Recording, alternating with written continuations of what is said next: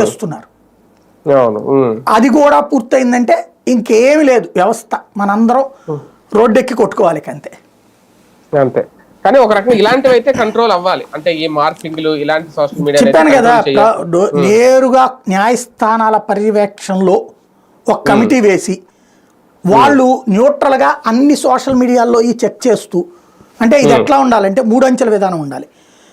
న్యాయస్థానం ఒక కమిటీ వేయాలి, ప్రభుత్వం తరపున ఒక కమిటీ నేమని చెప్పాలి, పోలీసు, ఐటీ విభాగం, ఐటీ సెల్, వీళ్ళందరికీ ఒక కమిటీ వేయమని చెప్పాలి.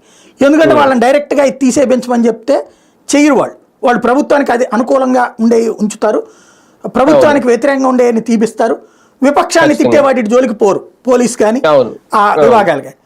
అందుకని నేనేమంటానంటే కోర్టు ఒక టీంని వేసి, ఇందులో స్వచ్ఛంద సంస్థలు, న్యూట్రల్ మనలాంటి వాళ్ళని ఎవరైనా పెట్టుకుని ఒక టీంని ఒక 10 మందితో ఫామ్ చేసి, మన పని ఏంటంటే ఇదిగో ఏ పార్టీ వాడిదైనా సరే మార్ఫింగ్ జరిగింది లేకపోతే కనుక ఏఐ ద్వారా చేస్తున్నారు, దీన్ని ఈ పోలీస్ కమిటీకి పంపిస్తాం మనం.